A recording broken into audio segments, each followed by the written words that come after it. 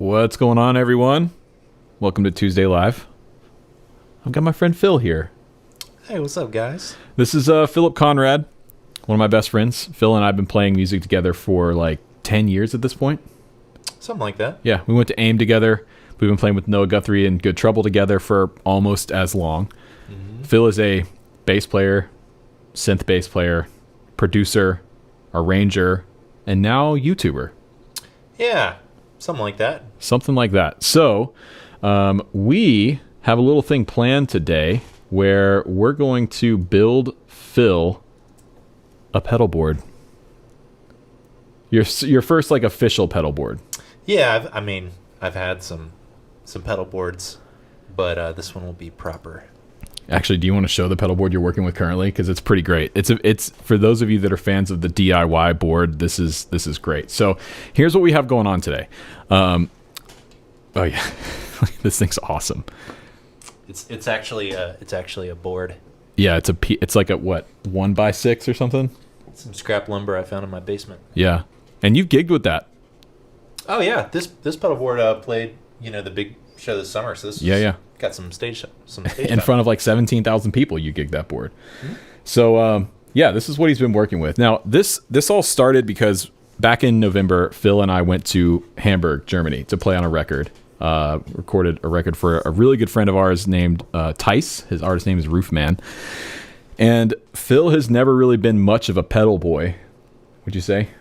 No, just out of necessity, just some meat and potatoes. Right. So, but in that process, the producer Johan was like pushing you to start to use some effects. A lot of fuzz, some reverb, some other modulation, some tremolo. We did a bunch of weird stuff that doesn't typically go on bass, but for this record, I think it ended up being really cool. So I was out of my comfort zone. We were rehearsing the songs, and the producer would just come over and just set down. He would just unplug me and plug in like a delay in the middle of rehearsal, and I'm like, why are you plugging a delay in? But then we would tweak it and kind of figure out some different settings, and then I'm starting to realize I play differently and create differently with different tools, and I really liked some of the stuff that we were coming up with when I was incorporating some more pedals and some more unconventional pedals into my playing. So Rhett invited me to come lean into that a little bit and explore some different weird sounds. And Phil, like I said earlier, has started a YouTube channel, and it's growing pretty rapidly. So everyone should go subscribe to Phil's channel. It's linked in the description and here in the chat. And here's what we're going to do today. Today's stream is sponsored by Sweetwater. They graciously agreed to step forward and not only sponsor a board for Phil, but the board that we build today, with the board itself, the power supply, everything on the board, is all going to be given away. We're going to give away an identical setup. If you want to enter the giveaway, there is a link flying through the chat here, as well as in the description box down below. So if you're watching this on replay, you can enter to win the board. So huge thanks to Sweetwater for sponsoring everything that we're going to be using today. All the different pedals we're going to try out and shoot out against each other. They're all linked in the description box down below. Those are affiliate links, which means if you buy something through that link, I earn a small commission, which really helps me out in making these videos. So I thank you. And I thank both you and Sweetwater, because this is super cool. Rhett asked me yesterday. He was like, hey, do you want to come build a pedal board? And I was like, yes. Yeah, actually, I typically a little how the sausage is made. I came up with this idea yesterday at like 3 p.m. and got on the phone with Sweetwater to see if they would sponsor it, and they said yes. And one of the pedals that we're going to go through today, I didn't have, and so at 10 a.m, the pedal showed up at my door. So thank you, Sweetwater, for that. It's pretty great. All right, so here's what we're going to do. We have the test pedal board of science here. Now, typically on my live streams, this is populated with whatever we're going to be talking about for the live stream, but as of right now, it's completely empty. We have 4 slots available, and Phil is a bass player primarily, but he's also a producer. He does a lot of work with synthesis, synth bass, synth lead lines, things like that. So this board is going to kind of live between the space of a gigging bass player and also producer, right? Yeah, I think that's a good way to think of it. Yeah, so it's not just going to be a straight ahead bass board. For those of you out there that are thinking like, well, I don't play bass, what do I need a bass board for? I think we're going to end up with something here that's usable for guitar, bass, production stuff. You could probably end up running vocals through it if you wanted to and getting some cool sounds. So what we're going to do is go slot by slot, starting with slot 1, which we were talking earlier, and I think we want to start with like some saturation, whether that be a fuzz, preamp. What do you typically run, or what do you think you want in this first spot here?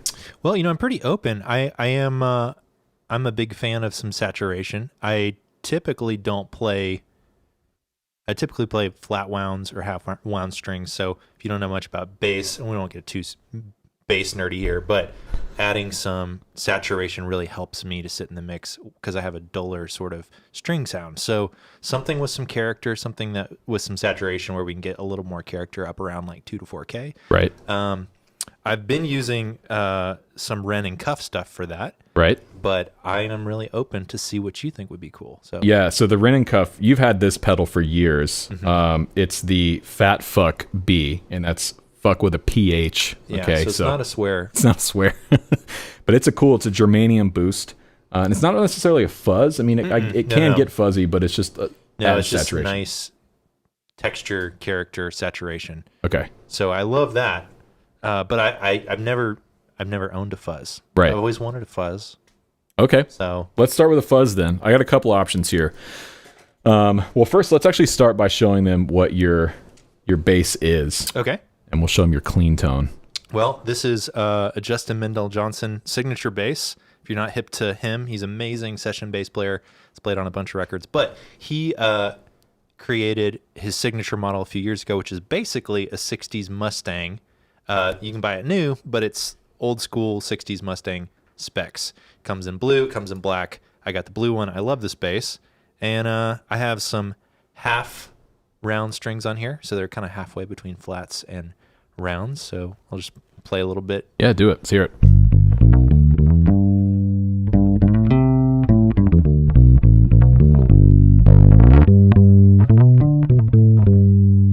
Dude, I love that. Is that bass in particular, the short scale, is so.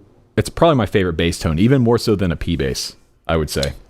I know that's a hot take or whatever, but well, I like them both. I will say, I've played P bass full time. I've played a jazz bass full time, and I've been playing a Mustang full time the last few years. And I could talk at great length about that, but we'll do that in another video. Actually, well, we might be able to do it now. So here's the deal. This is also a bit of a Q&A. So if you have questions along the way for myself or for Phil, we have the chat pulled up here. So you can @RetShull in the chat to highlight it so I can see your question go by, or you can donate in a top chat donation. So, all right. Yeah, that's the basic sound. Let's grab a fuzz. So first thing we're going to start with here is the JHS Bender. So this is the Legends of Fuzz Bender. And I want to see how you get on with this guy. Chris, do we have another? I think we need one more 1/4-inch cable. I think we're short one right now. So this is like actually kind of a full circle moment. You remember a few years ago in London when we got the tone bender? Oh, yeah. Yeah, so for those of you that may not know, my tone bender Mark I that I bought from Denmark Street in London, Phil was with me that day and helped me film that video. We were in London with Noah Guthrie, and we had played a show, and it was our last day there. And I figured... Rhett was like, hey, you want to go explore the London music scene? I was like, heck yeah. So we just like got on the subway and went down and just went to like 10 different music stores. Yeah. Ended up getting to experience some music history in London. And I remember I'm a pretty frugal guy. I don't make impulse buys. And I remember Rhett was trying to decide if he was going to buy that pedal. And I was like, dude, you need to get it. I never in a million years would have thought you, of all people, would have told me to buy the most expensive fuzz pedal they had there, but it was one of those things. I heard it. Yeah, we played like 5 different pedals, and as soon as we clicked on that Mark I was like, yeah, you should buy this. All right, let me see. Hand me this thing here. All right. It's the what? I believe so, yeah.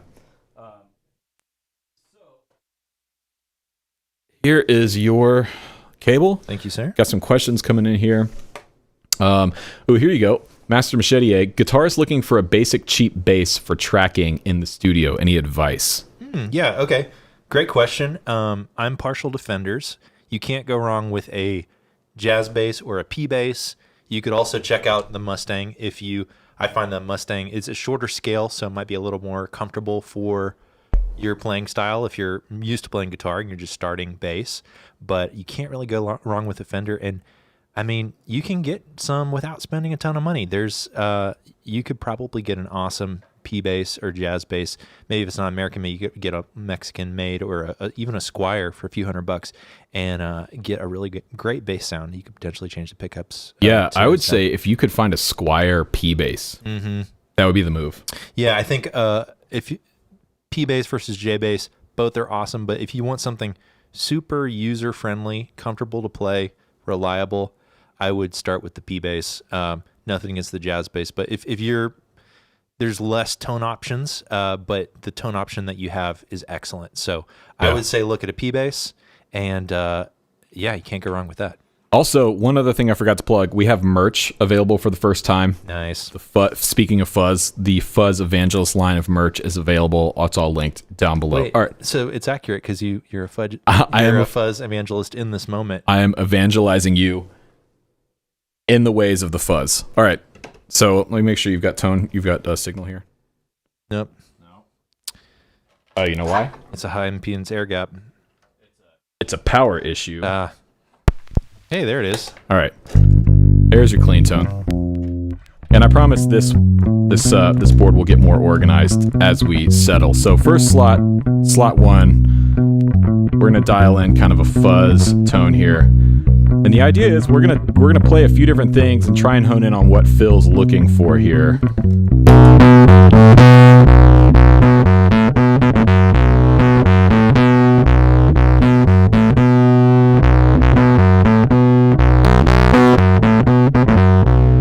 Let me try something with a pick. All right.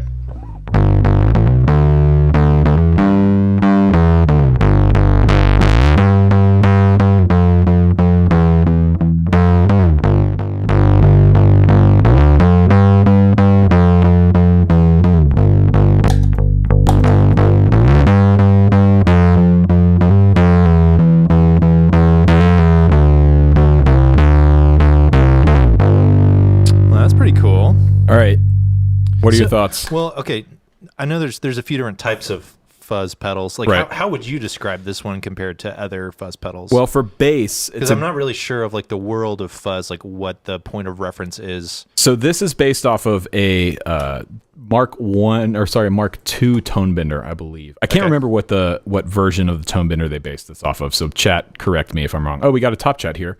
Joel Morris, what are your thoughts on pedal pond pedals? Great question. I've never played one, unfortunately. But I know people like RJ and Corey Congilio and those guys are really big fans of them. So I think they're pretty good.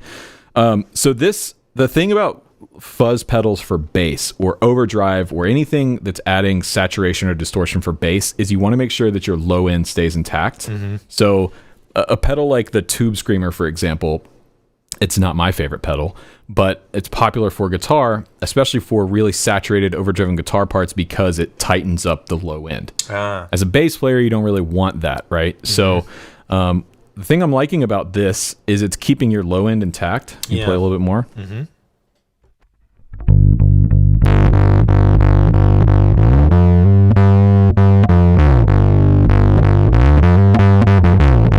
Yeah, okay. So this is based off a Mark III tone bender. Mm-hmm. Now, I like that it's keeping the low end intact. I don't like what it's doing in the high end. I don't like the way it's clipping. Yeah, I feel like all of this is very subjective, right? So I don't want to it's cool, but I'm not sure if it's right now I'm not sure if it's the right fit. Because I agree, there's something in the top end with the way it's interacting. It's almost like a square wave sound. It sounds very electrical. Yeah. Maybe that's not the best adjective, but there's something about it that I'm not totally sold on yet. No. I'm curious what other people think. Yeah, well, it might be cool to have something to A/B it against. Yeah, so I've got something right here, And this, I think, fills a few different boxes. It's another JHS pedal, the Color Box V2. Noah plays with one of those, doesn't he? Yeah, he's got serial number 15 of the V1 color boxes. Yeah, it's a collector's item. Yeah, I told Josh about that. I was like, dude, my buddy's got the 15th color box ever, which is cool. And apparently, I think I saw Noah in the chat. Yeah, there he is. Hey, Noah. What's he say? I think would also love a fudge pedal. Great. Noah, I was just looking at birds at the window. We were talking about you about 5 minutes ago. Yeah. Okay, so for those of you that are uninitiated, the Color Box is basically like a studio preamp, like essentially like a Neve 1073 in a box. Okay. So essentially what this box can do is a bunch of different things. It can be just a regular preamp, right? You can run a microphone through it. You can record vocals through it. It can be a DI for recording bass or anything else through. It's got a 3-band EQ, so treble, middle, and bass, and then you can shift the EQ points here. So a little bit of everything. It's kind of a Swiss Army knife. A little bit of everything, but the thing I like about it is you can slam the front end with this stepped gain control here and turn it into a fuzz. All right? Ooh, okay. So you mean just play and you can just... Yeah, I'll fiddle around with it. I'll play because Noah's here, and Noah just released his record. Oh, he did. Shameless plug that we played on. Look at us. Look at us, man. So in honor of... I'll play a Noah bass line out of honor for Noah. See if someone in the chat can figure out what song it is.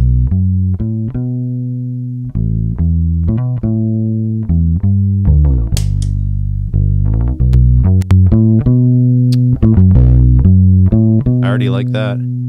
Yeah, so we're getting a little bit of saturation.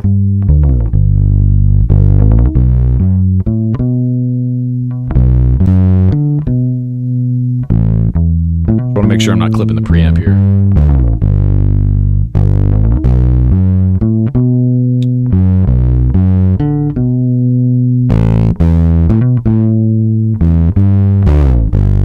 I like that it's very nuanced. It's right. Like I'll be playing right on the edge of breakup and dig in a little bit, and then it kind of opens up. Right, and that's pushed basically all the way, right? I mean, I could get a little bit more, like if I bring the preamp gain up. Ooh, spicy.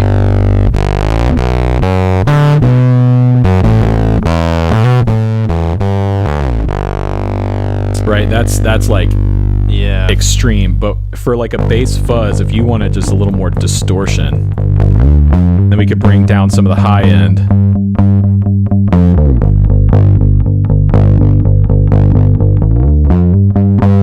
Oh, that's rad. Yeah, so when you dig in. Yeah, and it's interesting too because it's like I think of bass tone or any tone really. It's interesting to hear it isolated, but I'm thinking about how it's going to sound with a band, right? And to me, that sounds very practical in the sense that it's giving me helpful traction, right? That will help in the mix later, right? So yeah, I'm liking the direction on this a lot for sure. So I see in the chat, the Legendary says it sounds like a broken speaker, and I should point out that right now we're not going into any kind of amp emulation. We're going out of the board DI into an interface. So the clipping that we're hearing, that hard top end clipping, might just be from the interface. In which case, let's just try. Let's try throwing a bass amp. Oh, hold on. Getting real spicy. I'm going to stand by here. I'm going to throw on let's see, we had the B15 on earlier, right? You want to do that or you want to do the SVT? Let's do SVT if we're talking about all right, going rocking. All right, so just play a little bit here. So we're going to dial in a tone that he might have.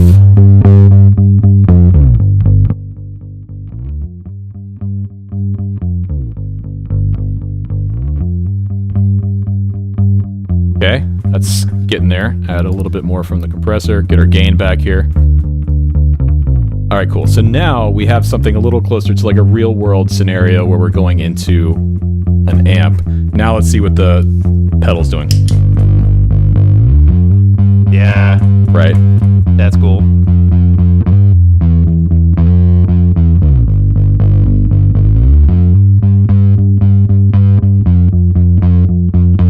See, now that harsh, like, square wave top end we were getting, that hard clipping we were getting before, has gone away because we're essentially emulating what happens when you push the preamp section of a tube when a tube's clipping.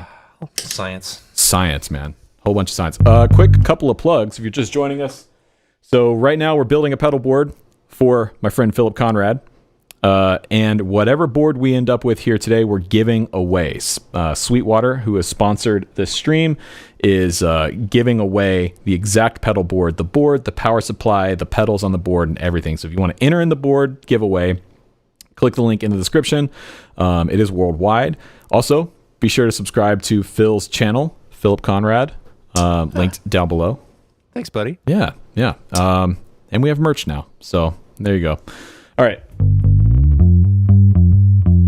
So how are you feeling about the saturation stage? We could try a couple more fuzzes. Yeah, let's try something else. I will say I think this is a really cool pedal to me because it seems like it is a cool character for that context, but also just like it could work for so many different situations.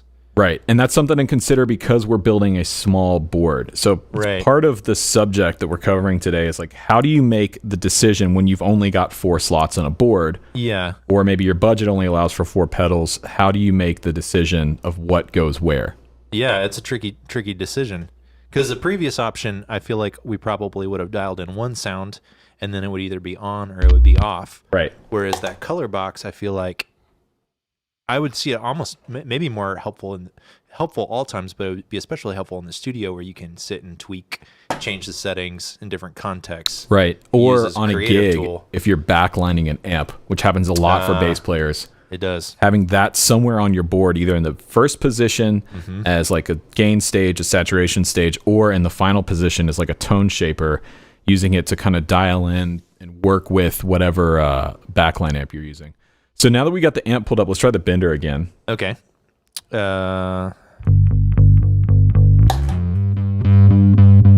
that's cool.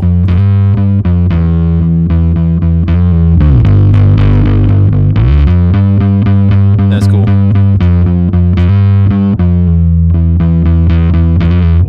Yeah, I like that. Yeah, that's pretty cool. Yeah, and it's interesting too. It's like it's not a fair comparison. They're totally different things that do different things. Right. It's more just like a what's the vibe? So I picked this one for you. Out of all the fuzzes that I have in there, I think like we could go crazier. We could go with an octave fuzz, or we could go with something that's more hard clipping. But I think knowing you and your playing style, this is, I think, closer to what you're looking for, right? So I can dial the fuzz all the way up. Oop, there it is. There it is.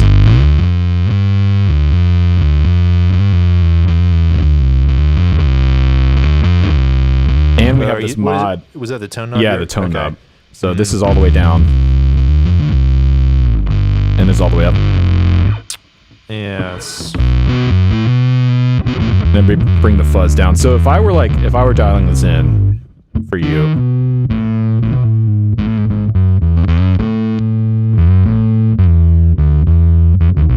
I think that's pretty cool.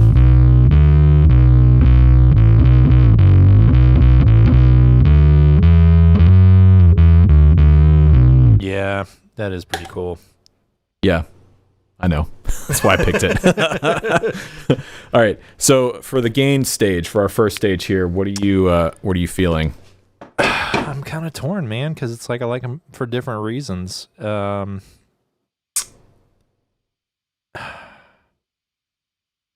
I mean, as a fuzz, that's a rad fuzz. Right. But as a multi-use tool, that is very helpful. Right. I'm kind of curious what the chat thinks too. Yeah, I am too. How are all of you feeling about it? And keep in mind, like, there's no rules here. I mean, the idea we had kicked around was like a gain stage, a compression stage, a modulation stage, and a some kind of time-based effect or some kind of character effect. So that brings up an interesting point to me, where maybe we hold our choices loosely for now. Okay. Because maybe there's a different piece that will inform this decision. What do you think? Yeah, I think so too. Chat's chiming in here. Legendary says Tone Bender Carrie says fuzz. Moss Ivy says preamp. Moss Ivy, your name reminds me of Moss Isley. You'll never find a more wretched hive of scum and villainy. Okay, cool. So let's leave the fuzz in place for right now. So next, I'm gonna temporarily put that down. That fuzz is really cool. It's so cool, man, and it's really good on bass. But again, that's the thing. It's a guitar pedal. It's a tone bender. I'm a huge tone bender fan. That works really well on guitar as well. And so that's based off of the one we found in... No, this is based off the Mark III version. Mine is the Mark I. But the same from... Yeah, so in tone bender sort of history, there's the Mark I, and then there's the Mark 1.5, which is what the fuzz face is kind of based on. And then you have Mark II, Mark III, and Mark IV. I have a Mark IV in there that is wild. It's really, really wild. But so let's leave the bender in place for now. Now let's talk about some compression. Okay. Do you use a compressor on bass on your board? I have, yes, and I've also not. I currently have been using Ampeg's optical compressor, which is pretty cool. Really cool pedal. Do you want to show your pedal board again for those of you, the people that have just joined in? So this is Phil's existing board, which for the DIY perspective is pretty great. Bam. So you got the Polytune, the big Polytune. You got the Fat Fuck from Rin and Cuff. You've got the Optocomp, and then this DI, well, actually, that's the TXRX. This is standing in for his DI. Yeah, I usually use radial. Yeah. But it's just a board. It's just a board. Just a piece of wood. I found a piece of wood in my basement. Actually, he did a video on that. Wasn't that your first YouTube video, was on building that board?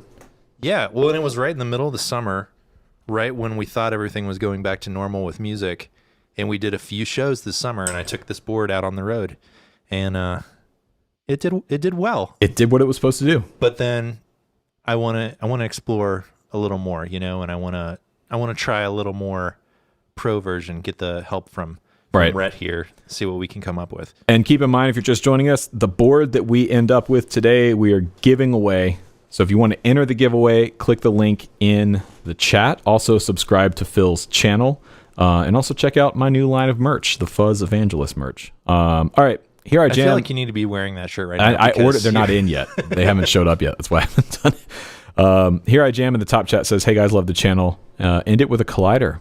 Okay, well, I do have a collider right here, so we may end up doing that. All right. So compression. You've been using the Optocomp. Yep. And I think so for compression. I like to think of compression. There's all kinds of different types of compression, but the way I think of compression is there's like transient taming compression, which is like helping you sound more consistent, helping you sit in the mix more consistently. Then there's creative compression where you're like slamming and like informing the character of your sound, which is informing the ideas that you're playing. Right. I typically play a more subtle compression live, and then I'll experiment with more aggressive compression in the studio. Right. Right. But that's kind of how I've been doing it live. But I'm open. Well, so keep in mind, for your use case, this is going to be like your one board for everything. So the board for the studio. Yep. Your board for live. Yep. You're going to run synth through it, probably. Yep. You're going to make your videos with it, right? So with that in mind, I would say getting a compressor that can sort of do both really well. So we got a couple options here. Chris, we need to set this up so you're switching cameras. I can't keep like moving around like this. All right, the first one, we got another JHS pedal in the lineup. Okay. The 3 Series Compressor. All right. So take me there. I picked this for a few reasons. One, I've actually never heard it on bass, and I'm curious. Okay. 2, it's $99. So their whole 3 series of they basically have one of every type of effect, and we've got a couple others here that we'll probably look at. But for $99, they're made in America. They're really good. They sound good. So I'm a big fan of an affordable pedal. Yeah, and it's pedalboard friendly too, which is nice. Yeah. So we're gonna grab this. I like its look too. It kind of looks like utilitarian, like.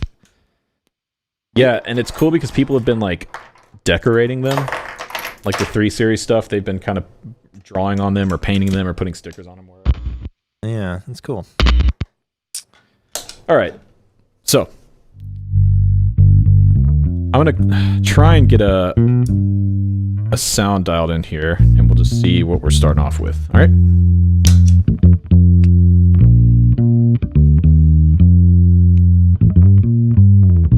Ooh, I like the bright switch.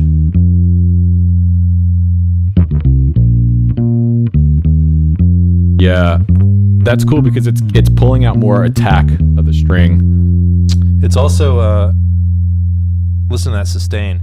Sustain. That's nice. As a bass player, it's really nice having a lot of sustain sometimes, because it's like sometimes on bass you just want to play one note and let it ring out forever. Right. And if it's just lasts for 2 measures, that can be a powerful musical resource. And as a guitar player who plays bass, I like using a compressor in front because it covers up the fact that I'm not a great bass player. You're actually pretty good, Rhett. Yeah, but I don't have a really consistent right hand. And so for me, putting a compressor on is like a cheat because it makes me sound more consistent in my right hand. Yeah, let's see if it works. God, okay.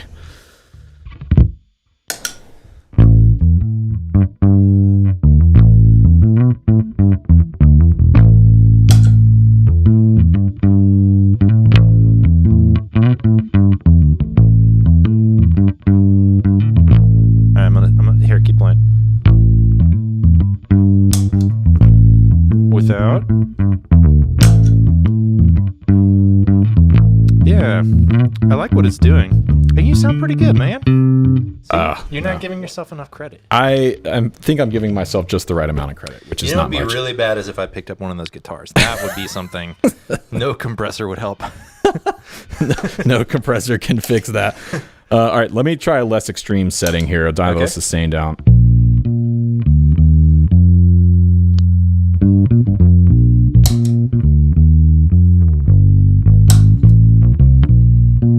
Interesting, it's almost adding a little bit of saturation. Yeah, it's grabbing a little bit. It's helping us sit. Now, ooh, should we hear what it sounds like with the fuzz? Oh yeah, you want to run fuzz into compression? I mean, that could. Will the house be able to take that? Yeah. Here we go. That's the wrong line. I was gonna say it's a very open, bassy, like bouncy bass line.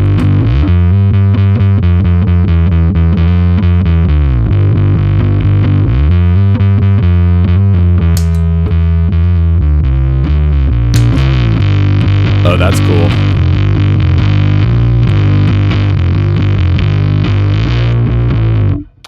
That bright switch is really bringing out a lot of top end in the fuzz. They play nicely together. Tyler Youngblood in the top chat asks, the pink pedal on Phil's board, what's it called again?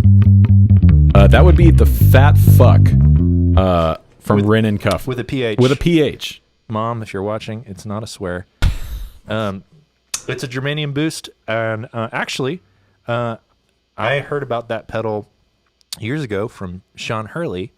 Shout out Sean Hurley, who plays bass for John Mayer.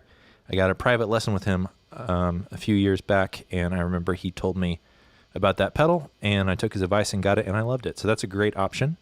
Actually, so with it being germanium, have you noticed like any change in the pedal's response when playing outside or on cold days or hot days or whatever? Yes, I will say that pedal is not as consistent as I would like it to be. Germanium. Science. Okay, cool. So I have to say I'm really impressed with that. Let's try a really extreme setting. Let me just crank the sustain and the attack. All right. And see what it does.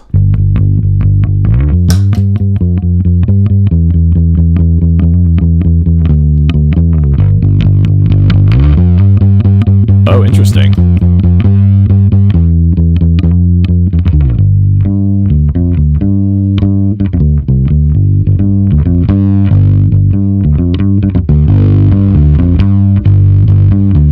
Use it as a boost.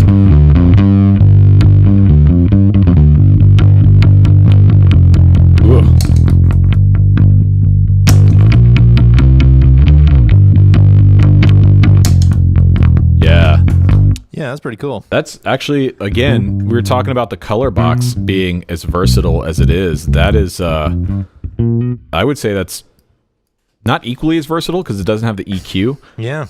But I mean, JHS is bringing the heat. Bringing the heat today. Come on, man. Although it might seem like it, the stream is not sponsored by JHS. It's sponsored by Sweetwater. Let's see what else we got. Okay, now this, earlier I mentioned that I had Sweetwater Overnight, a pedal to me that I wanted to try on this shootout that I didn't have. And when I told you about this pedal, you kind of had a moment. Yeah. And that is the Cali 76 compact bass. So what do you know about this thing? That's one of those pedals that I'd never personally played. A lot of bass players love them. And honestly, it's not a super affordable pedal. No, this is on the bougie end of the spectrum for sure. So I just had kind of thought it wouldn't be in the cards for me to get this pedal. Okay. And actually, it comes in. There's a bigger one that has a big old transformer in it. That's sort of one of those collectible items. They don't make it anymore. They're like between $1,000 and $2,000 used. So there's the big Cali 76 one, but then this is the smaller version. And I've been intrigued by this pedal. I've kind of wanted to get one or wanted to try one, but never had the chance. Right. So I'm curious. Yeah, I am too. So we literally just unboxed it right before the stream. So you've got a dry control, which is really nice. You can blend in your dry signal here. Yep. You've got an input and an output control. Like you would have on an 1176. Yep. You got a ratio control, which on an 1176 is, set points, 2 to 1, 4 to 1. But here you have a variable potentiometer, which is cool. You have attack and release time, and you have a high pass filter, which is very cool. Very, very cool. I guess you don't see that a lot. So compared, especially cool for a bass player. So you compared to which parts of the signal, I would think that's what it is. It's changing which part of the signal is compressed. Right. Which is, yeah. So, I mean, so the $99 version versus the, what does this retail for? Like $299, $399, I think. I think it's more than that. Is it? I'll have to look it up. I'm not sure. More feature set. You have more control. Analog, the dry blend is really nice. But we'll see how it sounds. Yeah, let's stop talking about it. All right. Start hearing it. Start playing it. I'm going to fiddle around with it. Ooh.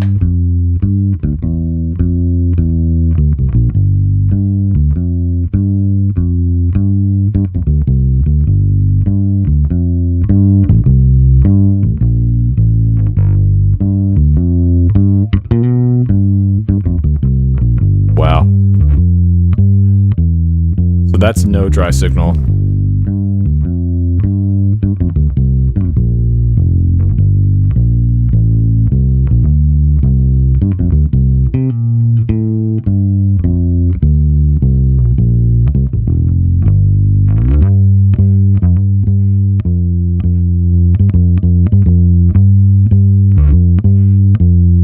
There's half your dry signal blended in.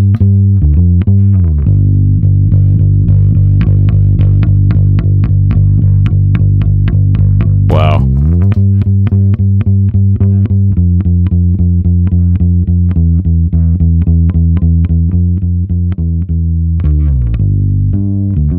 How do you feel about that? I like it. What do you like about it? Well, I mean, don't get me wrong, both are cool. I was surprised at how much I liked the JHS first option, but this is really cool to me. I like the character of the compression, and I like how many variables you can control. Yep. And if you don't know much about compression it can do so many different things to your sound, and having some of these fine-tuned sort of controls is really cool to me, and I really like the dry thing. That's cool. Super useful. Mm-hmm. So Tristan in the chat says, man, I'm not tone deaf, but I'm definitely compressor deaf.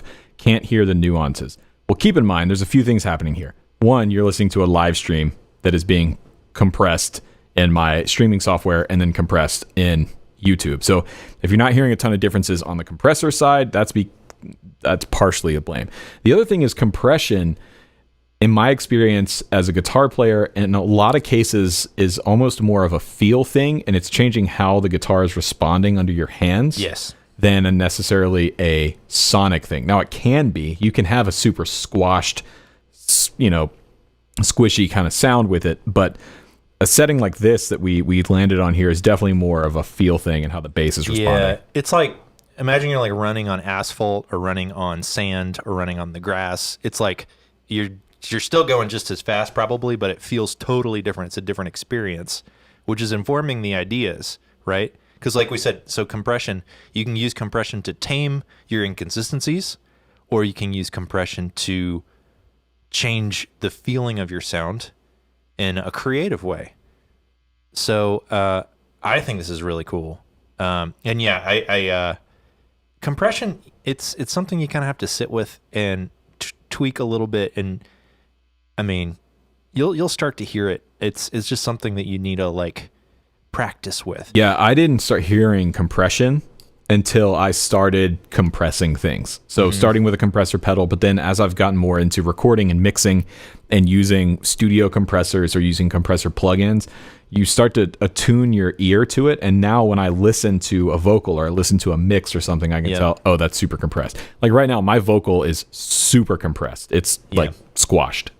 Yeah, well, and like Rick's saying too, the compression, a lot of times the value of compression, so much of it is the context of how it will sound in the music, right? Because when you're taking a sound that's inconsistent, you're imagining your mountains and your valleys of your dynamics, and you're chopping off the top of your mountain and you're filling in the bottom of your valley, so your sound is just a little more straight through, and then you bring the fader up in the mix, and then it's like you're never dipping out. Right.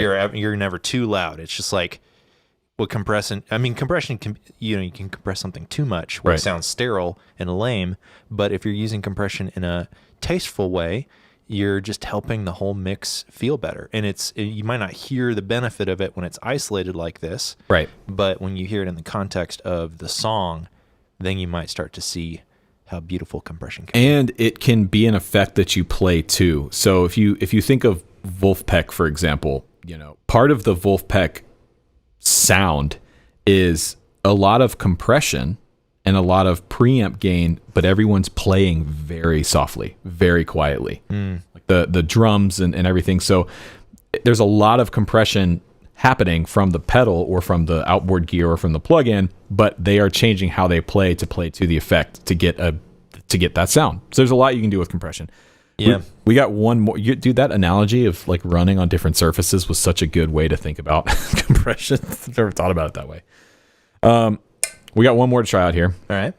This is the Vertex Nile. Now, this is interesting because this is supposed to be like Nile Rodgers' guitar tone in a box. So it's a combination of a studio-style mic pre down here. Okay. And I believe an 1176 style compressor. So the compression circuit between these two should theoretically be relatively the same. Okay. If Mason's in the chat, let me know what that compressor is based off of. But this is definitely that's a very fine pedal there. That's a nice piece of gear right there. That's like an heirloom piece. My grandfather passed down his compressor to me. Yeah, in 100 years, your grandkids will pass it on to your great grandkids. They will reference this live stream. All right, so this is two-sided pedal. Yeah. Okay. I can bring the bass down a little bit. Sorry, guys. No, it's okay. We're just figuring this out.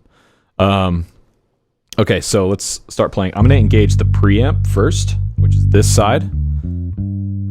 And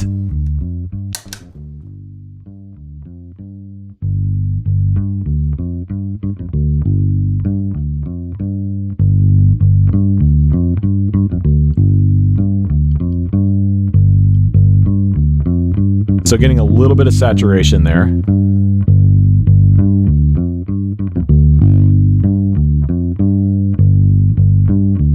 You can make it darker.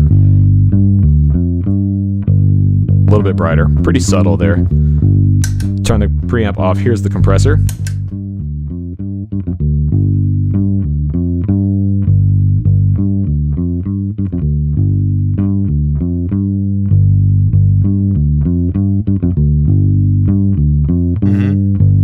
All right, here's both.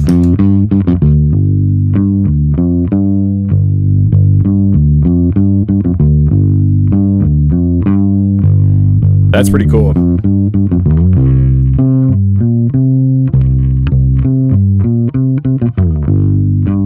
So this is a treble switch for the preamp. So if I slip that up, you can hear a lot more of the string attack come through.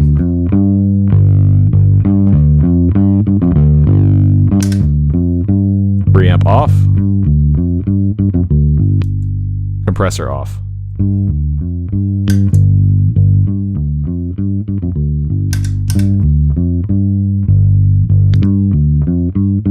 I like it when they're both on. Yeah. That's cool. They're informing each other in a pleasant way. Yeah. So to me, we've got 3 really different options here. Yeah. I have to say, of the 3 on bass, I'm most impressed with this because it's $99. That's some value right there. And it sounds good. Now, this, I think, in my opinion, is the clear winner for what you're looking to do. Yep. But this is also cool because it's more versatile. You can get a preamp gain stage. I'm just curious, not as a bass player, but I feel like that would probably sound rad on guitar. Well, that's what it was designed for. It's designed. You wanna hear it? It's designed to kind of give you. Well, I'm not set up for guitar. Oh, sorry, guys. Yeah, that's okay. I just was like, man, I feel like this one isn't for me, but I feel like that could be so cool. Yeah, with like a clean guitar sound. And that's what it's designed for. Okay. And again, part of the reason I picked this one along with the 3 Series was because I was curious to see what it sounded like on bass. I've never played bass between either of these 3 before. Yeah. So. Yeah. So I think for me, definitely not the purple, as much as I respect it and value it. Very impressed by the JHS. Nicely done. Yep. But yeah, for me, the Cali 76 is the way to go for sure. And let's be honest, we're giving this board away, so Sweetwater sponsoring this. Let's go with the Mac Daddy option. Yeah, we'll get you a nice board. Yeah. So don't forget, we are giving this board away. If you want to enter into the giveaway, you can follow the link in the chat. Sign up. So we're gonna put the Cali 76 in its place. Oh, you know what we never did? We never heard those 2 together. Oh, we didn't? All right, let's do that real quick.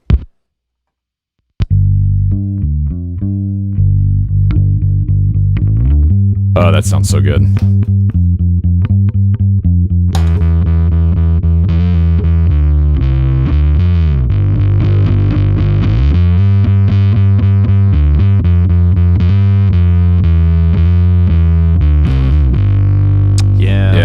That's cool. Noah, if you're in the chat, all of your songs are going to sound like that now. He is in the chat, and he keeps telling you how much he wants you to get this one. Oh, man. Nice. Okay, cool. So this slot, we're still up in the air on, between Bender and between Color Box. Yeah. But I like this process where we're working forward, because I feel like, the decision on the compressor was partly informed by, I like this. I like that we're holding off on our final decisions until the end. Till the end. This is the prototype. Right. Prototype board. Oh, interesting. So, according to Chris, the chat seems to think this is the better choice, but we will hold on to that until the end. All right, now, so we've got drive, we've got compression. Let's get into some modulation here. Now, for this, I picked 2 pedals. Okay. Now, they're both Strymon pedals, and I have a very, very clear favorite here. Okay. And if anybody in the chat has been watching my channel for a long time, you probably can guess what it is. But for modulation, I don't really see you much as like a big chorus guy or phaser or flanger. I mean, correct me if I'm wrong, but... no, I don't think you're wrong. Okay, yeah. I know you pretty well. So what I've got here is 2 Strymon pedals. Okay. The Deco on the left and the Flint on the right. Now, this is qualifying as a modulation because of the tremolo. It's a reverb, I understand, but the tremolo is amazing and the reverb is amazing. And as we discovered on Tice's record, on the Roofman record, you got some really cool results with both tremolo and reverb on bass. Yeah, and maybe for folks that weren't here at the beginning, so why the heck are we trying these pedals on a bass? If you know anything about bass tone, that's probably not a super common choice for a bass board.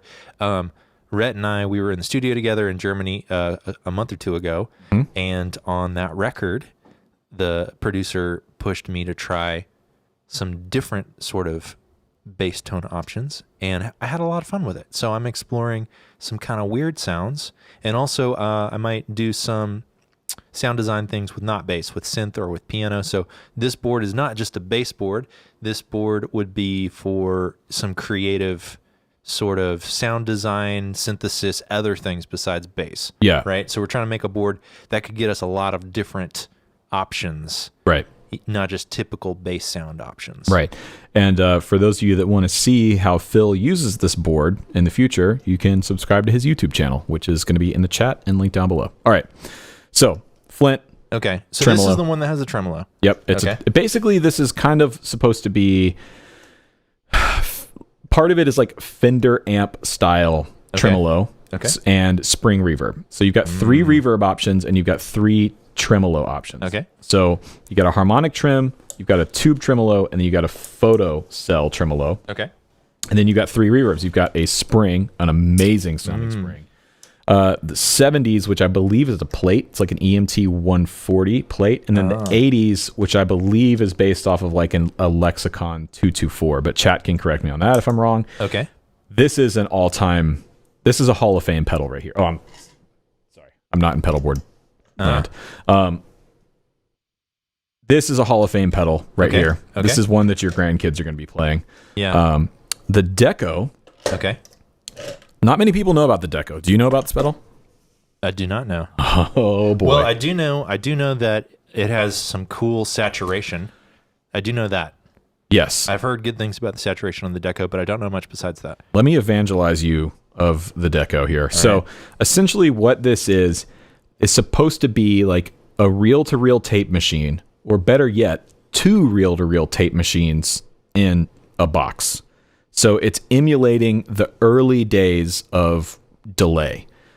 Before we had tape echo units, before we had digital delays and analog delays, they would create delay, slapback echo, and longer delays by running 2 tape machines together, essentially. Yep. It's a very like broad overview. Okay. So the Deco has 2 sides and a blend between 2 sides. The left side is a tape saturation side. So you can run really subtle, like just adding a little bit of tape saturation and a volume, or you can make it a full-on overdrive pedal. Oh, okay. Interesting. So my friend Rebecca from Larkin Poe, she put this on her board for that very reason, to basically use it like an overdrive boost. And for their sound, I bet that was really cool. Yeah. Okay.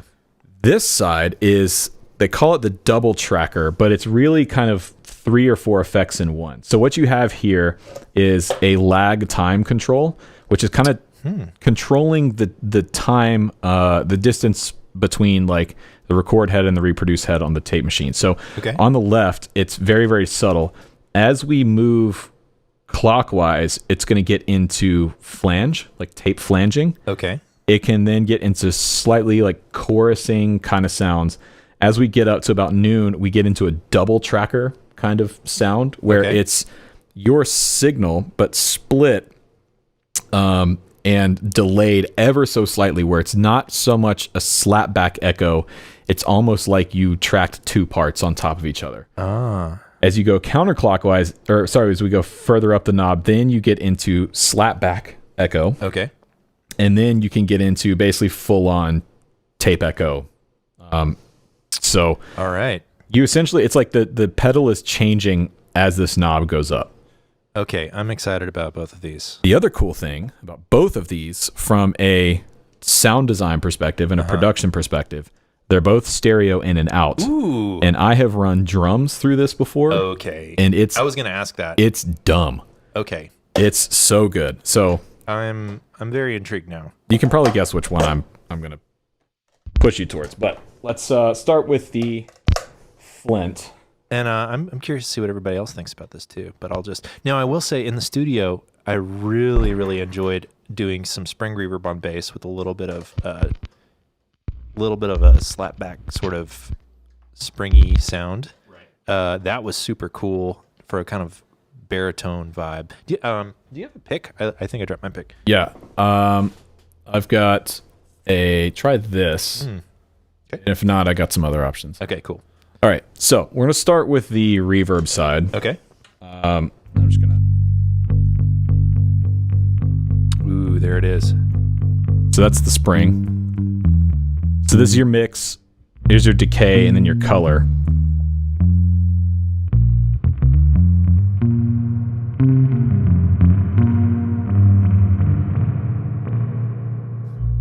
That's a bit excessive. But just a hair.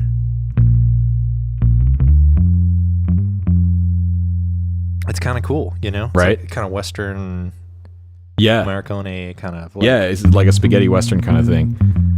Like a baritone. Yeah, and maybe if you move the pick like right against the bridge and play like a higher voiced part, you might be able to get some baritone kind of sounds out of it.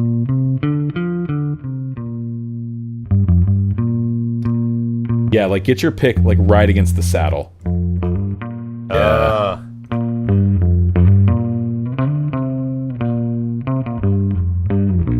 Yeah.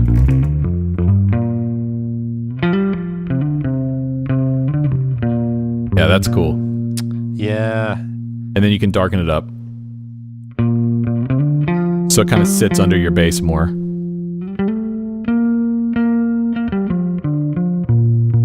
Right? So now I'm going to switch to the plate.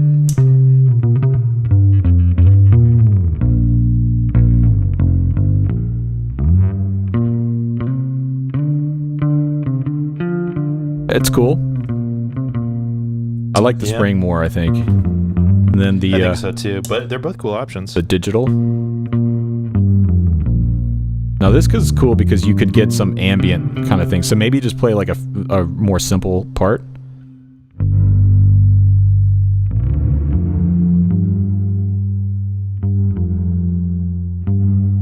Yeah, this could be really cool with some with piano too. Yeah, right. And again, it's stereo in and out. Now the cool, there you go. Play those thirds. All right, now we're gonna add the tremolo in. Ooh. Now what's cool is you can change the position, if the reverb goes into the trim or vice versa. I think the tremolo should be last because what it does is it modulates the reverb trail. Oh, so it's so just not play so like washy. a quick staccato note. Ooh. Right? Now that's similar to what would happen on like a Fender style amp, like a Blackface Deluxe. So that's the tube trim. Yeah. That's cool. Right? And then the photo trim.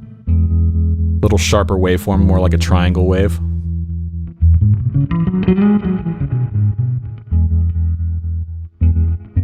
Yeah. Now here's one of my favorite things about the Flint.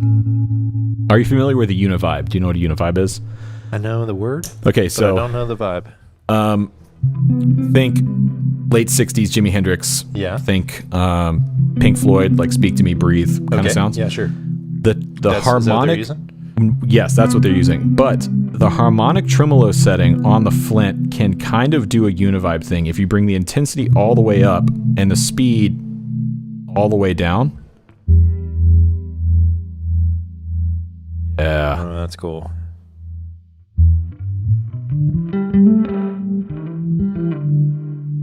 Yeah. Right? I like that. That's pretty sick. Here's the tube trim. Right? Dude, I had my heart set on the Deco, but I don't know.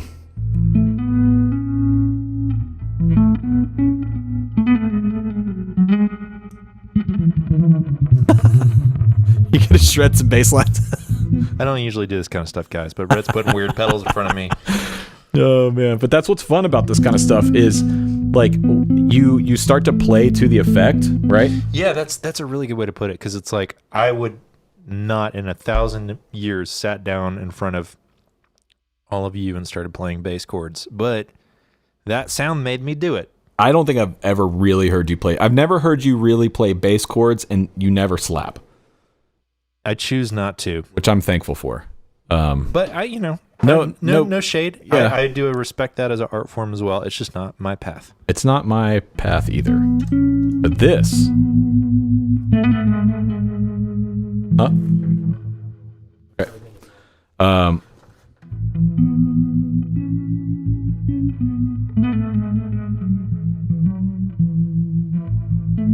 All right, there we go. So bringing the audio up just a little bit. Okay. So that's the Flint. Super cool. Great vibe. Again, like I was saying, this is a Hall of Fame pedal. Yep. For guitar, for keys, for mixing. There's a lot of, like, you put a Rhodes through that. Ooh. Yeah. Or a Whirly. Yeah. It's all over but the crime. But the Deco, the Deco, I think, is a game changer. I still think, I made a video on this like 2 years ago, and I think the title was something like the best pedal that no one talks about or no one knows about. And I still think this is the coolest pedal Strymon makes, and I think it's still the most underrated pedal. They have some other cool stuff that doesn't get a ton of love, like the Lex is really cool. But the Deco, I think it's just because people don't understand what it is and what it's supposed to do, and so they kind of shy away from it. But what we're going to do is start with the tape saturation side. Okay, what kind of thing should I play? I don't know, whatever it tells you, what the sound tells you. Okay, I'll respond. Explore the space, Phil. Huh? Yeah. So for those of you just joining in, we got some questions about the signal chain. So, Phil, you want to quickly show the bass you're playing? Yeah, sure. So this is a Mustang bass. This specific one is a Justin Mendel Johnson signature bass. If you aren't familiar with him, he's an awesome bass player, session player. He plays on a bunch of amazing records. But he basically had the folks at Fender make a clone of a 60s style Mustang. Right. So I love this bass. This is a Mustang short scale bass. I have a video on short scales if you want to learn more about the pros and cons of short scale basses. But I've got half round strings on here, which are kind of halfway between flats and round wound strings. And yeah, we're just experimenting with these different combinations. Yeah, exploring space. So then he's going through this pedal board that we're putting together and then going DI into my Apollo, and we're using an SVT plugin. Yep. All right, so the Deco. Here's the tape saturation side.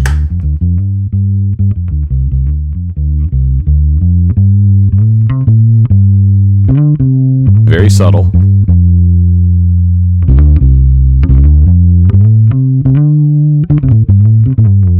So again, you can use this to add some saturation. It's going to round off your top end a little bit. You're getting a little bit of hair on some of your heavier notes. Or you can run it more subtle.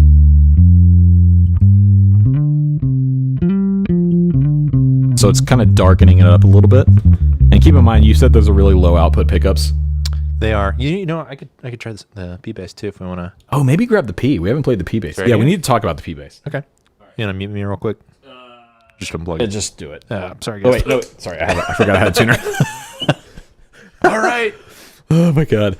All right, so Thank you, sir. Yeah, I forgot about the P sitting behind us. You wanna share, regale us with the story of this beautiful instrument? Sure. Here? So actually, I was talking about Sean Hurley earlier. I got a private lesson with him. He's one of John Mayer's bass players. He's the one that told me about that running cuff pedal. But anyway, his advice to me a few years ago was buy a vintage P bass, and I took his advice. Didn't have a lot of money at the time. So this is a 66 P bass, and if you're familiar with the history of Fender, something important happened in 65. You want to clue me in on that? Yeah, Rick? so CBS acquired Fender in 1965. So in the collector and vintage world, there is pre-CBS, which are the most highly sought after, and then there's CBS era, which are at this point still highly sought after, but they don't fetch the same prices. Right, and I got lucky because this one was made in March of 66. Right. Which means it was before Fender laid off a lot of their crafts people and before they started using cheaper components. So this bass, it plays and feels like a 65, but it doesn't cost like a 65. And there is some speculation out there as to, it's not like when CBS came in and took over Fender, they took all of the stock and all the materials and just threw everything in the dumpster and brought in cheaper stuff. The reality they were was fading stuff out. Yeah, so like the late 65s and early 66s in some cases, you may have a body and neck or both that were made pre-CBS. So this bass is it's 66, and I will say it doesn't have the original pickups, which was a bummer. Someone in the 80s gutted this bass and made it active, which makes me so sad. But that was very popular in the 80s. So I got Fralin pickups. Fralin makes great P-bass pickups that are period accurate and sound great. So it's not fully original, but it's a great bass for a player because it's like, it didn't cost as much. It sounds and feels like the real, and look at this neck, man. Dude, yeah. The patina on that. Yeah, the backside. So nice. Somebody had a belt buckle, years of playing with a belt buckle. Yeah. Wore down to the bare wood. So anyway. It's a great bass. Let's hear it with nothing on. Sure. Everything's off. Do you want to tune real quick? I think I'm in tune. Oh, hey, you remember that part earlier when we were setting up and I was like, oh, you need a tuner? Let me put a tuner plug in our signal chain. We had a tuner tuner the whole time. Yeah.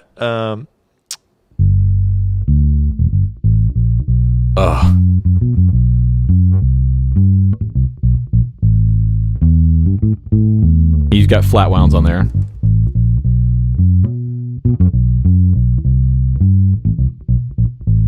Yep, flat wounds. You know what it sounds like? It's like I'm sitting next to a fire drinking a really nice port, and I've got a blanket wrapped around me. Yep. I love a P-bass with flats. And if you aren't familiar, we won't go too much into it now, but a big part of your bass sound is what kind of strings you're using. And round wounds and flat wounds have very different characters. But if you like that mellow, chill, sort of soft bass sound like that old school feeling, I would encourage you to try some flat wound strings. Yeah. Because that's a big part of the sound. It was good enough for Jamerson, so it's good enough for me.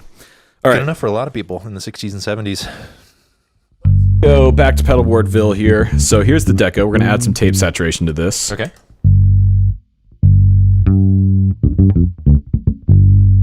Let me try a different bass line.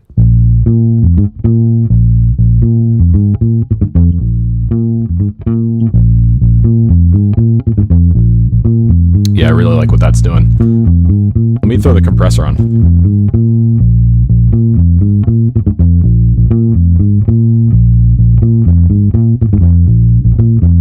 That sounds really nice. Now, here's the party piece of the deco.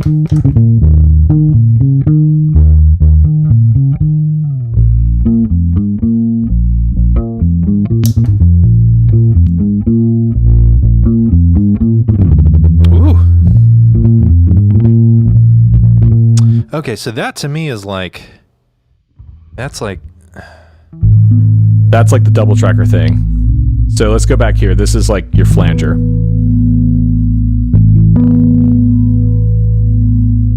There it is. There it is.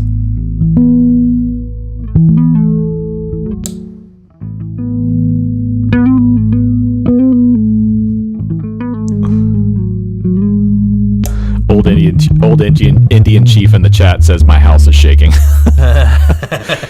With the power of the internet, you are shaking someone's house somewhere else in the world. Dude, how cool is it that we're sitting here in your house talking about pedals with a bunch of strangers on the internet? This is cool. Yeah, it's very cool.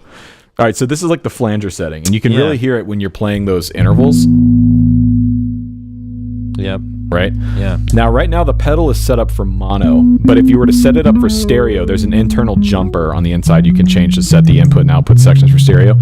The flanger is going to be moving like left and right and give you this really beautiful stereo image. And then as we turn this up, we go to 12 o'clock.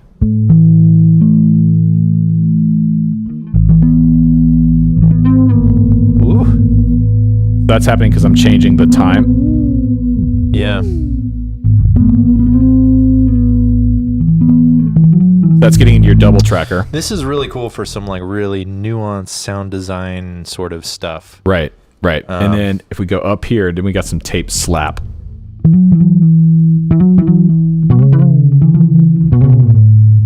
So play a more staccato bass line. Then you have this blend knob. So if you want more of, Oh, wow. so you can blend it into taste.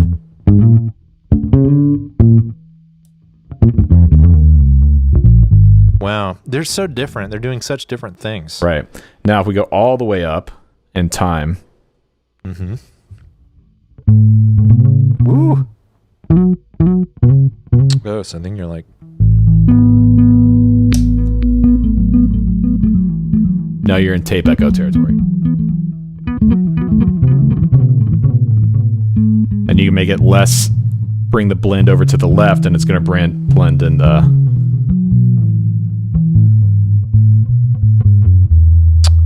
Wow. Okay. Two super different vibes. How are you feeling? Okay, well, here's the thing. I adore this pedal. Yeah, I can tell. I think for bass and for you, this is more of a production tool than a bass tool. Yep. This was inspiring for you to play. It was. This like made you light up. Yep. Yeah, I feel like they're just doing different things.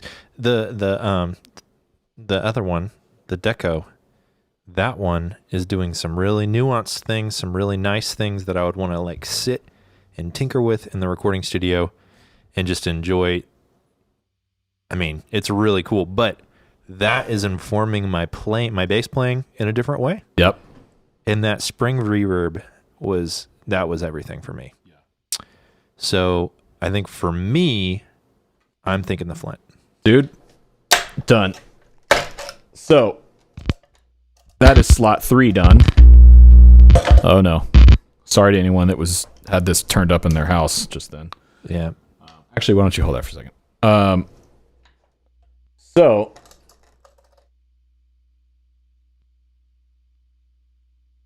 there we go. Now we're getting into the final slot here. And we could go a few different directions.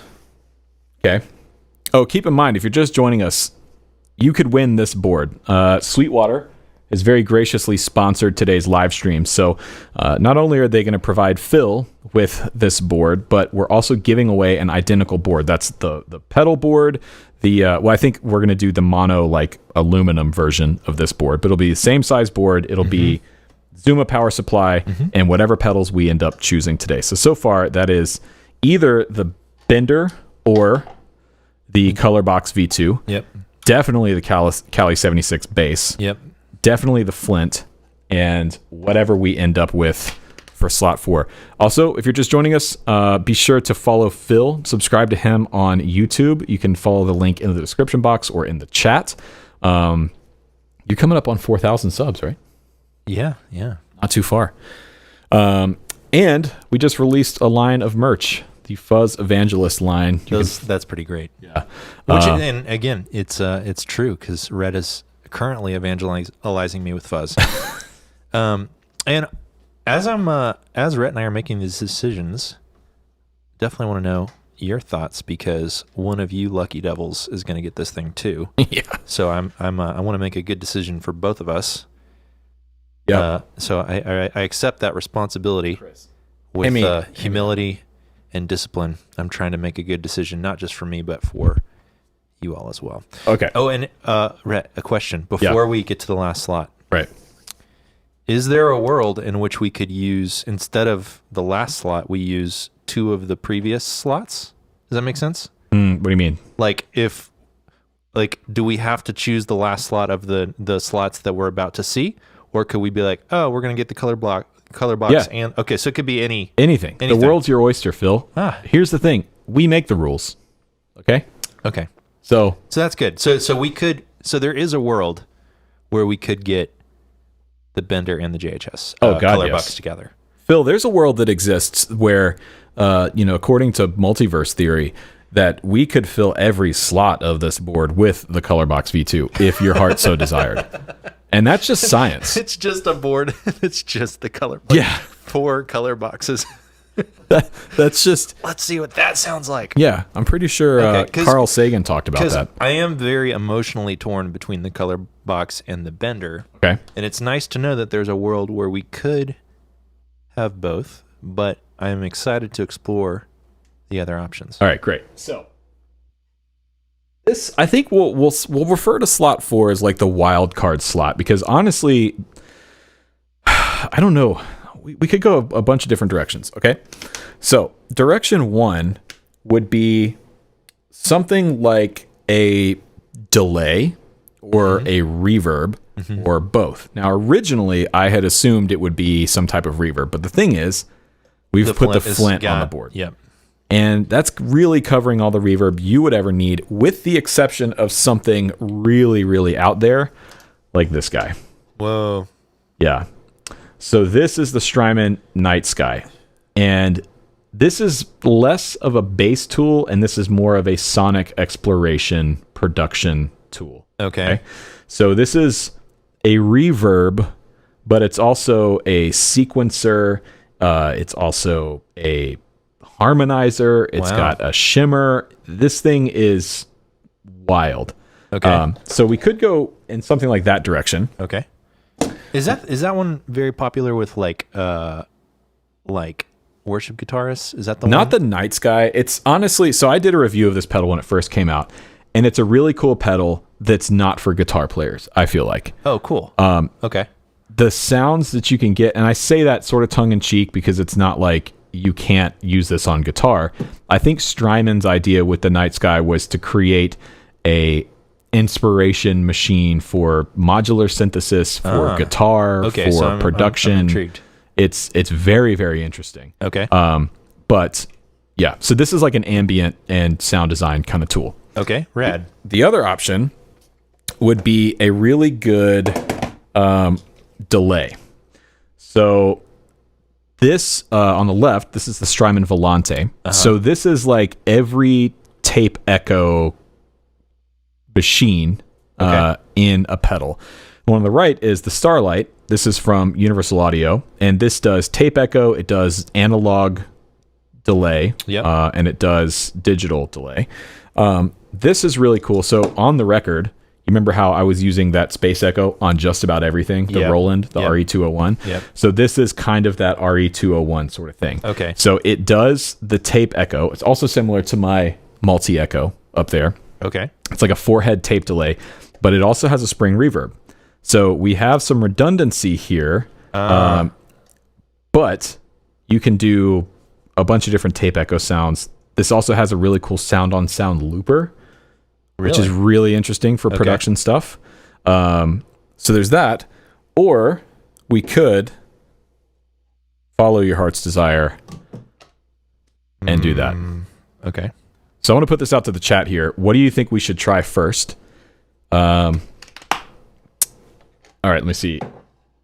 Or the other option is, like we talked about earlier, so this is a Source Audio Collider.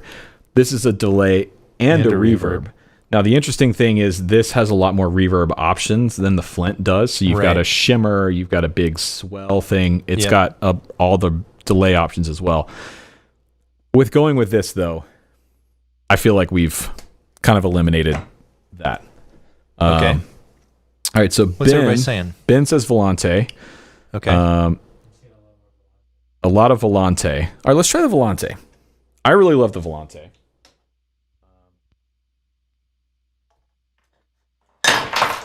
So do you think is this the best order, like the Flint into the Volante, or Yeah, the you could. Volante into the Flint? I I'd probably do Volante into Flint, but it really doesn't matter. Cool. You think the Mustang or the P-Bass? Let's stick with the P-Bass. All right. I'm going to plug it in. I'm not going to kill everybody, am I? And I just... There it is. Oh, wait. It's already plugged in. Wait. Oh, wait. What is this?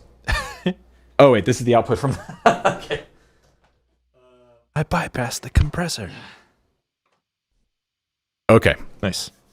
The other cool thing about the Volante is you can save presets and bank through presets really quickly. It's got a tap tempo, and it's got the sound on sound looper. So I'm just going to see... let's go to tape. Right. I'm going to dial in like an RE201 kind of sound. So the controls you have are the overall level going into the pedal, so you can clip the input going in if you want to. Okay. Mechanics and wear, these two are really cool because this sort of emulates the tape aging and then certain parts of the machine going bad. So you remember how in Clouds Hill, that particular 201 had this weird thing with the motor where it was like giving me a little bit of modulation. Yes. Yeah, I like that. Yeah, so with the mechanics, you can sort of simulate that. Then you have a high pass filter here. We also have repeats. We have the echo level, and then we have the spring reverb control, and then this is the spacing of the thing. So just play something kind of staccato so we can hear the delay. Oh. Turn the spring off.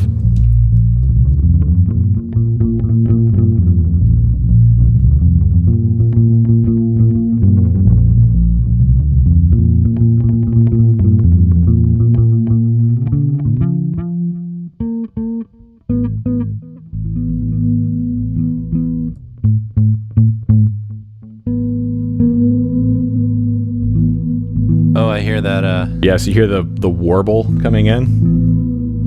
So that's what the mechanics control all the way up. So that's... Ooh. Right? It's getting weird. So we can do kind of like a shorter delay. And then let's do this. Let's turn this spring off. Man, I wish I was like, almost need like a piano. Right, but that's, that's part of the thing is like, with your use case and what you're going to be doing. I like to do a lot of stuff with keyboards. Right. And this would sound really cool through, gosh, I want to plug like a Fender Rhodes through this. Right. Or a Wurlitzer or something. And you don't have any kind of delay. I don't. Yeah, so this is something you don't have. Yep. And it can do a lot of really cool stuff. So I agree for bass, it's probably not, you're not using delay on your bass a lot. It probably sounds silly demoing this with a P bass with flat ones on it, but I'm imagining this in a different context. That's pretty cool. Let's mess around with the looper here. So I'm going to just record something. Okay, so just play something back and forth here a little bit.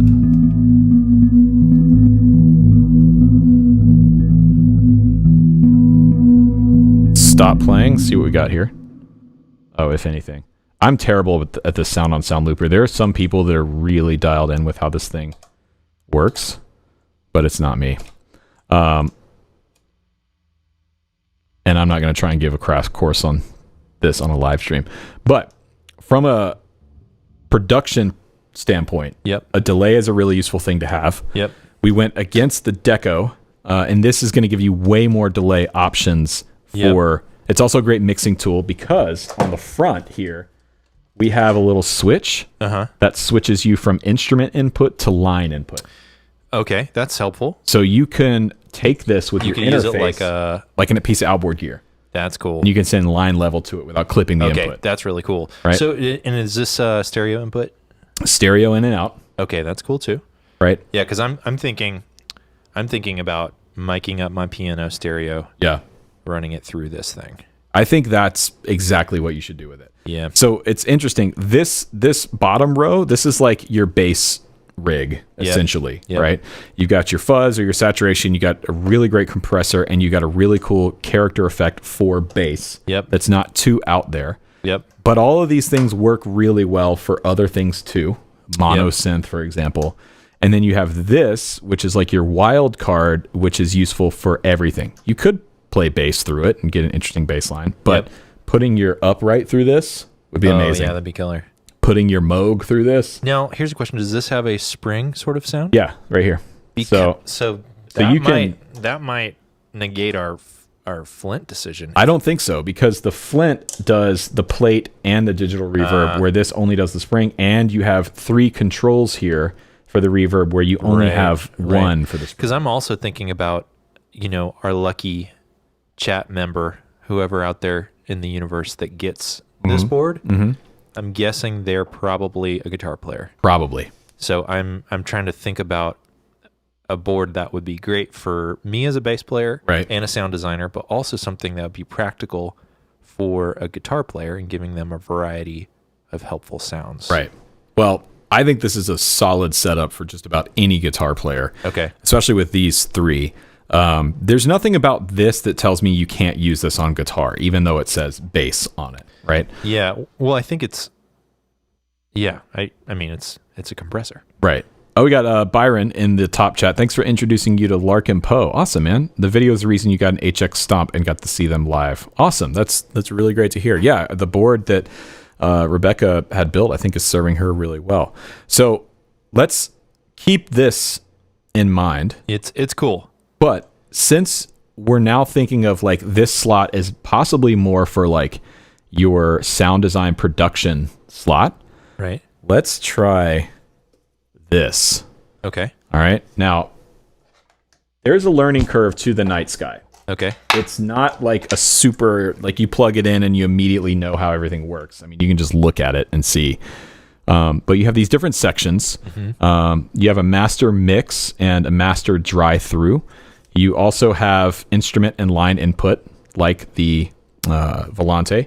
You have stereo in and out. And you have an expression control, which is really nice. Oh, interesting. So is that like you plug a expression pedal into it? Right, and you can map different different parameters to it. I see. Now, this also has a sequencer, too. Okay. Which, as a guitar player, wasn't the most useful thing, but as a sound designer, I think could be really cool. Yeah, and I'm thinking about my Moog. Yeah, I think because your Moog doesn't have a sequencer. This could open it up. All right, so let's just see what kind of sound I have. I don't know what's pulled up here, so it's an old Moog. Ooh.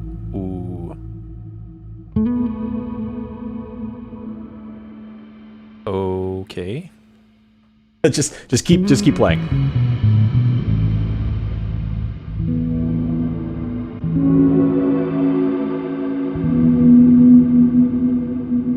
Right now, I'm in Nintendo 64 Ocarina of Time Zelda, and we're in the title sequence where we're talking to the Dooku tree. If anyone knows what's... Yeah, go ahead. Take us there.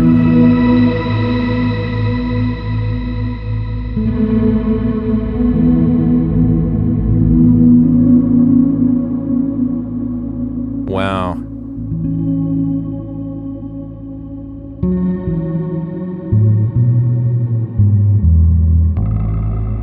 Whoa. You can make it shorter and less like ambient. Yeah. Oh, what's going on there? So that's the shimmer control. And so what we have here, we have the interval that we can add. So right now I have an octave up, but I can add a unison, a major second. What? Perfect fourth. Fifth.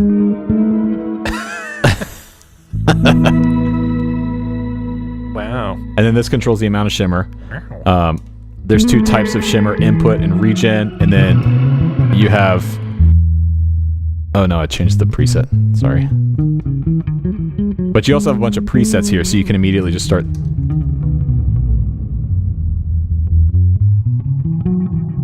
Whoa. So there's the sequencer. I see. Yeah, I hear it.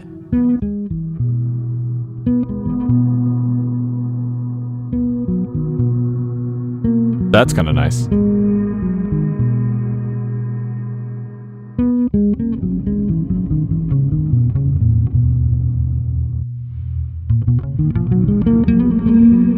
Yeah, so there's a lot happening here. And this is a pedal. This is a pedal that you spend time with and really learn the ins and outs with. I feel like, you could write your dissertation on this thing. Right.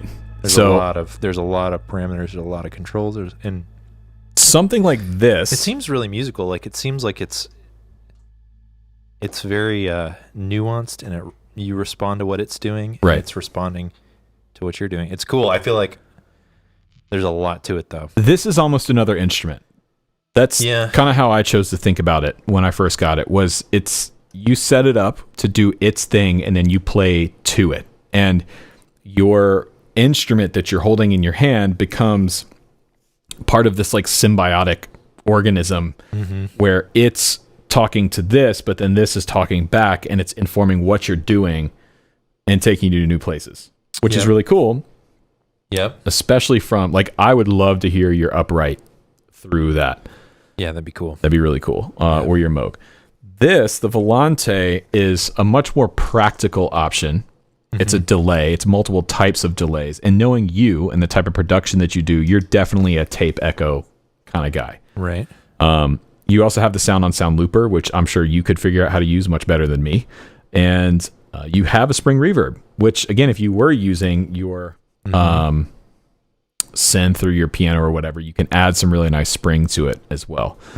So to me, man, option anxiety. I know, but to me, the wild card slot here is down to those two, and I'd be interested to see what the chat thinks. Or our love from the beginning, the color box, not a wild card, but a pretty good card to have. A pretty great card. Now, the other thing that we never officially settled on the Bender. Remember? Yeah. This one was kind of up in the air. Because as a bass player too, just having a spring reverb in the Flint is already a bit of a wild card. Right. Gosh. Do you want to know what I think? Yeah. This is just my opinion. And chat can let me know. Hold on. Yep.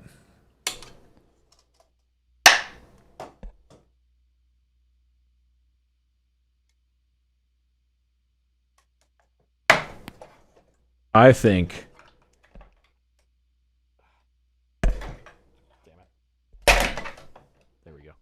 You don't have to use dual lock on your board if you don't want to. But. Yeah, you have a crowbar over there. What do you? The idea is so that TSA won't mess with it. But yeah, TSA is going to get a chainsaw, and then they'll mess with it. They did. Side note, quick story. I remember we did that gig in London a few years ago. Yeah. Where TSA screwed up your board. Yep. And Red ended up going in straight into the AC30, and it sounded awesome. And I'm glad that happened because it was rad. But I will say, I took my board apart. Well, No, yeah, that was your. So tell them what that was, because it wasn't a board. No, it wasn't. It was a direct box that had a tuner and a overdrive Velcroed to the top of it. It looked like a bomb. It did. The picture. So I took it apart. And I took all the wires off and I put them in Ziploc bags so that when we got to the gig, I could put it together. And I knew it would work. Yeah. Because I knew TSA was gonna cut your board apart. It looked like a spaceship. Well, this is what his board looked like. Okay. And it was connected with wires and it really patch did cables. Look like a bomb. It looked exactly like a bomb. So he had to take it all the way apart. I took it apart. But to my credit,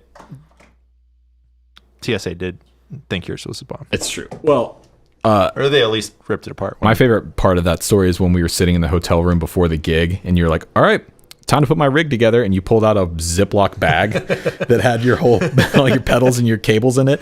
And you sat on the bed and stuck your board together, and you're like, all right, let's go. And it worked. It worked.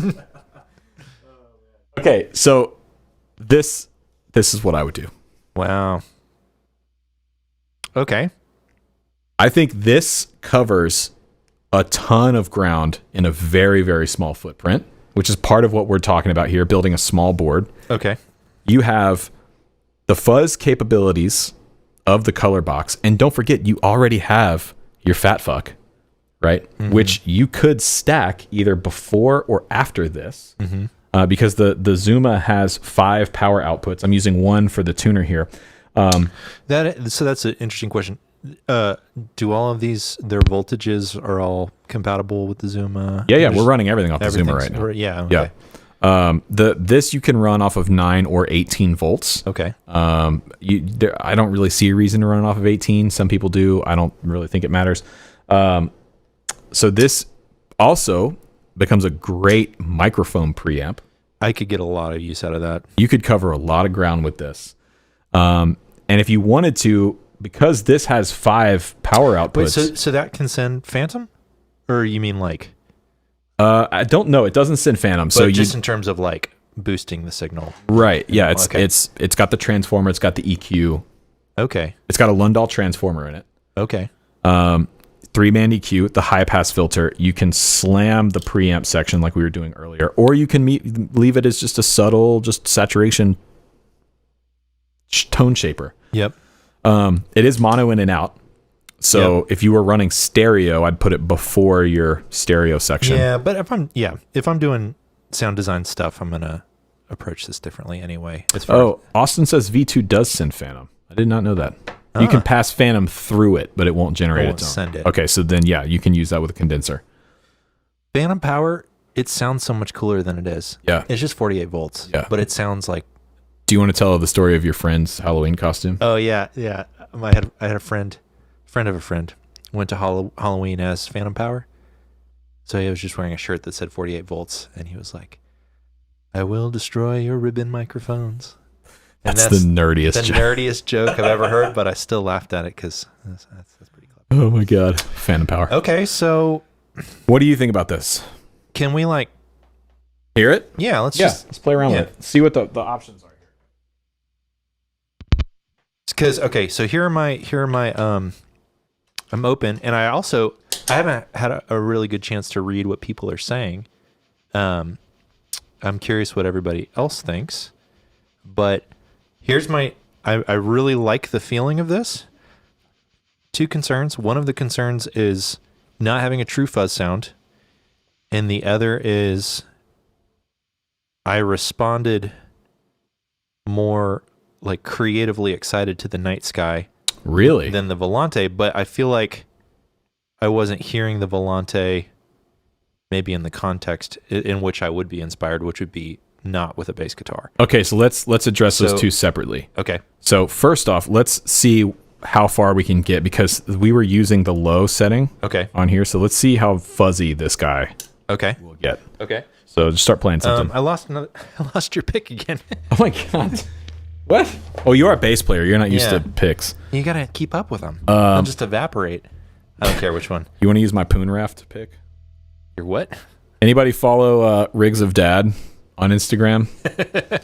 Send me a nice I'd be honored to use this. All right. Let's get some fuzz tones out of this. So you want to start here? You know, turn it off and then turn it. Okay. So just without it. Oh, are we still hearing the spring somewhere? Yeah. Some kind of spring reverb. Yeah. Okay.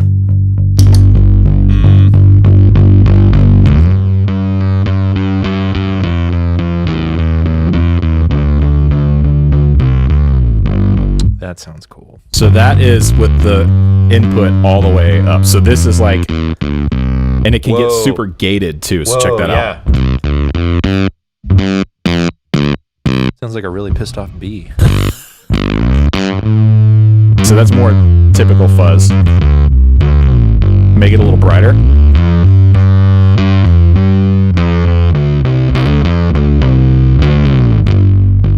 A little more tame fuzz. Yeah, okay. So basically what you're telling me is this it can be the dirty mean thing we want, but also a lot of other things. Yes. It's not going to be the Bender, but it will get you in the ballpark, and this will not cover nearly as much ground as this. Yep, that's a fair point. There's a part of me, this is just me being sentimental, but the fact that we went and got the real thing together, right, and me being on your channel right now, the idea of getting the Bender nostalgically is cool, but practically speaking, the color box is rad and versatile. How are we feeling? It seems to me this is the obvious choice. I think it is. Okay, so let's keep going. All right, so there's that. Huh? Chat agrees. All right, Chat good. agrees. Okay. All right, so here we go. This is the ceremonial locking down of the dual lock. As is tradition. Okay, so that's done. We've solidified the Cali 76. Yeah, that's done. But you want to hear it again real quick? Of course, of course. All right, with or without the color Well, I'll box? tell you what. Let's dial in like a more kind of subtle, like just always on sort of sound. Yeah, let's just play a little bit.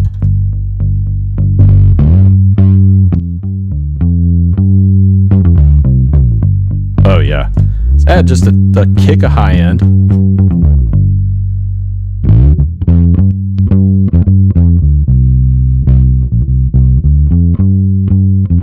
A little bit mid range. Okay, that's really nice. Hey, can we switch bases? Yeah. Go back to the Mustang. Go That ahead. one bites a little bit. This will be probably more like the context we'll be playing in. This is fun. This is so fun, man. I get to hang out and I want to do this more often. Let me know in the chat. Maybe we could this could be a recurring theme on the live stream where we just build rigs for people and we should get then give them away. We should help. We should. Well, no. We help Noah. Noah needs some help, I think. No, Noah doesn't need any help. But But he needs a lot. Noah, I'm advocating for you here, Noah.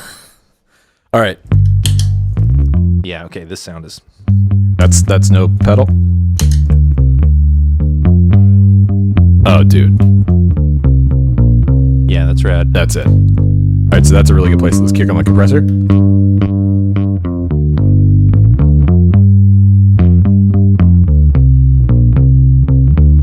We'll go finger style.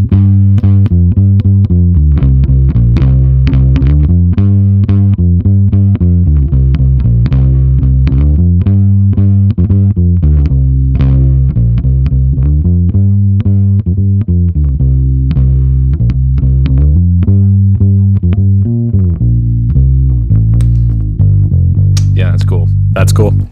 That's cool. It's great. All right, let's go into exploration land here. All right. So this is yeah. Give me The some. Flint. Give me that spring. Is it spring? Oh, yeah, we're gonna go back to the. It's give me that baritone vibe. A little less.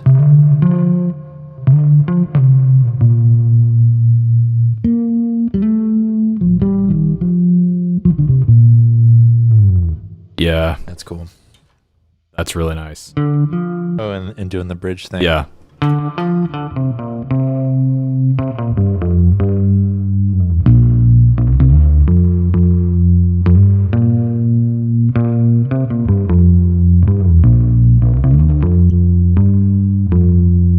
Yeah, that's a cool vibe. That's a really good vibe. Keep that tempo.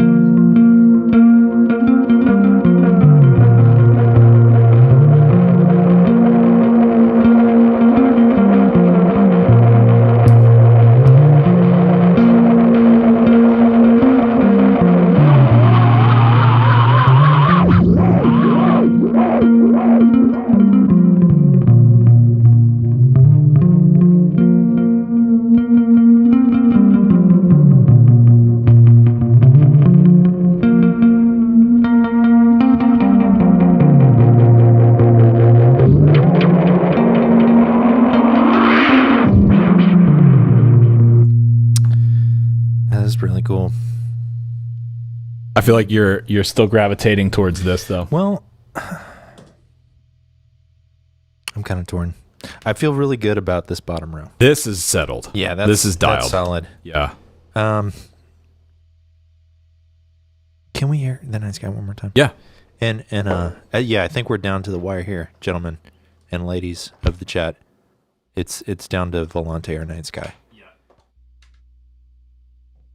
Both are worthy choices, if we're honest. I mean, and maybe Rhett, could you give me in the chat a basic overview again of what the two bring to the table? What makes them unique, and what makes them rad? Okay. So we've established that this slot for your use case, is that this is basically going to be more of a sound design wildcard kind of slot. Because if you're just joining us, Phil is not just a bass player; he's also a producer and arranger. He is a great YouTuber. He makes these tiny songs that are incredible. So I think having something in this slot that's going to give you something that you don't already have for your production is where we should go. Now, the delay thing, I was thinking while you're playing, like, yes, you don't have a delay effect, but you use Logic. So you've got... Because that's what I was thinking. I'm using, and I have some good delay plugins. Right. So you can do this for your production. The Volante. Right. You can do the delay thing. The Night Sky, I don't think you have anything that's going to do this. No.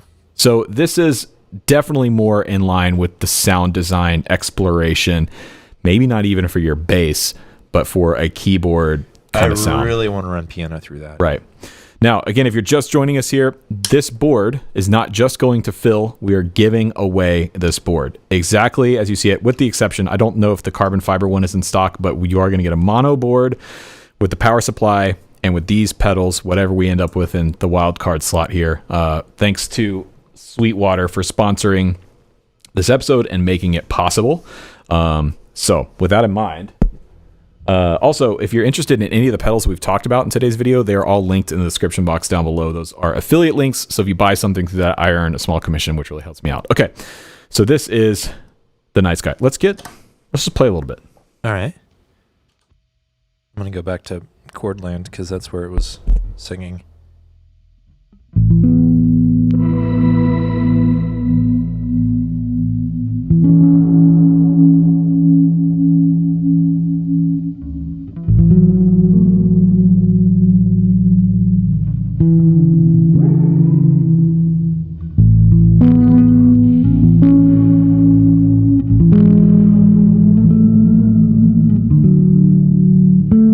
There's also an LFO on here in this top section. So right now I'm modulating the filter with a triangle wave. But you also have, like, one of my favorite things is this random section. Okay. And you can modulate the pitch. Wow. So I'm going to turn the other thing you could do is completely eliminate the dry signal of your bass. So I'm going to turn your bass all the way out. So we're just hearing. Oh, shoot. Okay. That's a little scary. Let me go back to. It's like its own instrument. Right. This pedal is an instrument. So now we got a little more subtle modulation from the shimmer. And I'm going to change. You can also go lower on the shimmer too, which is interesting. Check this out.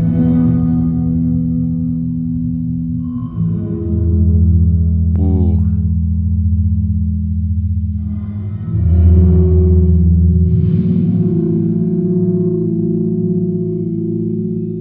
Wow.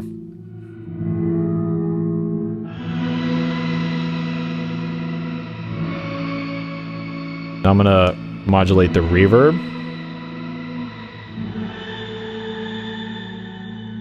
Take the shimmer out.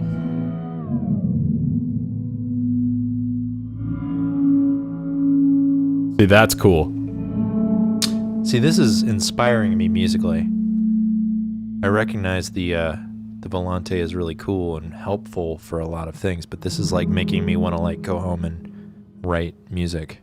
So keep playing that. Keep doing that for a second.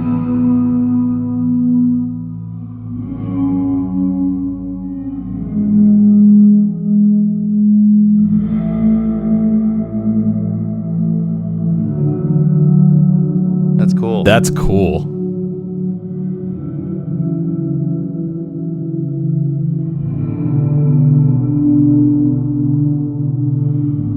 Now, if I heard that and you forced me to ask what was the instrument that was creating that sound, I would never say bass. You wouldn't say a Mustang bass with half round strings? Let's bring the bass back in a little bit, though.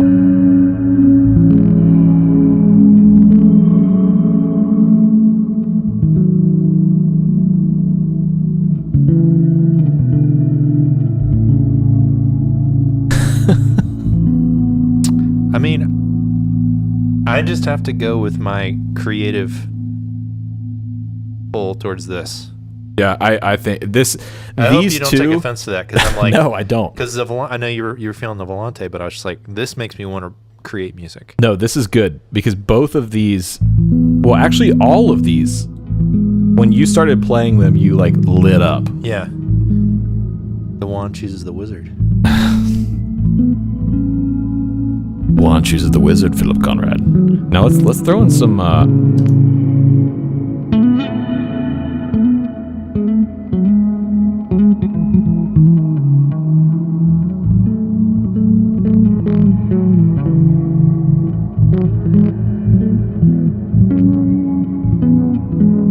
Yeah, that's cool. And the other thing to think about here is, for you and for whoever wins this board, this is a really good jumping off point. You could go in many different directions with this setup just by adding one different pedal. Yeah, because I feel like, I mean, there's definitely gaps of things that could be accomplished. Like, there's no octave. There's things that, like, someone might be like, why isn't this there? But, like, you could fill in that gap. Whatever you feel like this is missing. Right. I think this gives someone out there, the lucky chat person, right, a lot of helpful tools to create music with. And that's the thing is the Zuma, this R300 has 5 power outputs. I'm using the 5th for this tuner here. But if you got rid of the tuner and went with a headstock tuner or something, now you have an extra power slot available to add something else onto this board. Dude, listen to that. That is so cool.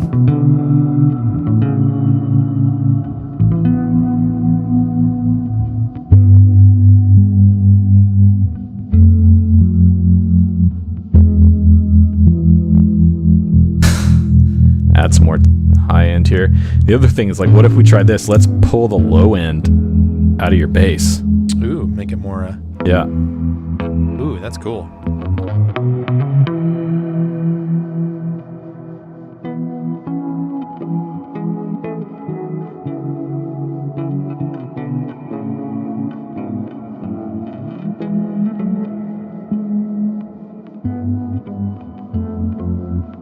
Yeah. Yeah. That is super cool. Well, that's pretty good. Sorry, I'm just checking the ribs here. The ribs. We've had I put 2 racks of ribs on the smoker before we went live.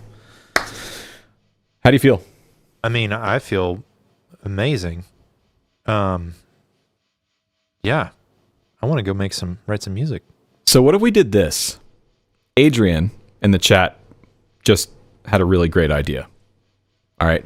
And this is Adrian DeMarti in the chat.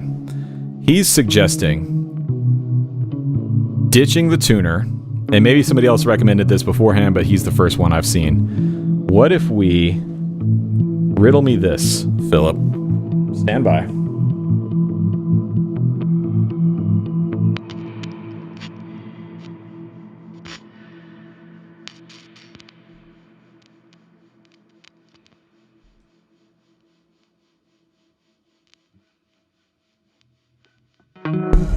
Oh. I think I smell what you're stepping in. What if that's it?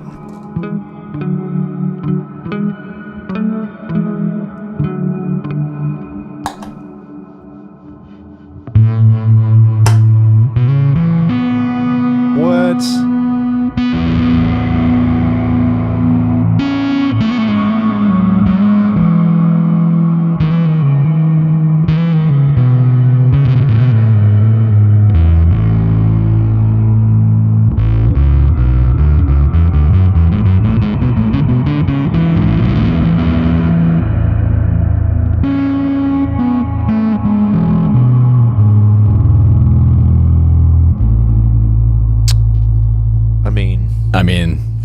I think that's it. So here's the deal, y'all. This is Phil's new rig, and one of you will win this exact pedal board.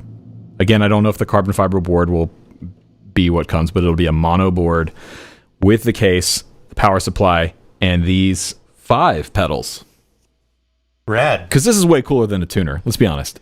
Yeah, that's a lot. I didn't expect the Bender into the Night Sky to be so spicy. Right? I'm telling you, this is a production and inspiration machine. Yeah. It's not subtle. It's not supposed to, like, you know, emulate. This is like emulating, you know, a traditional amp kind of thing. It's also very inspiring. This is like taking you to another dimension sonically. Yeah. Well, I feel like a very, very lucky man today. So there you go. Don't forget, follow Phil, subscribe to his channel, linked down below and here in the chat, and see what he does with all this stuff whenever it shows up on his channel.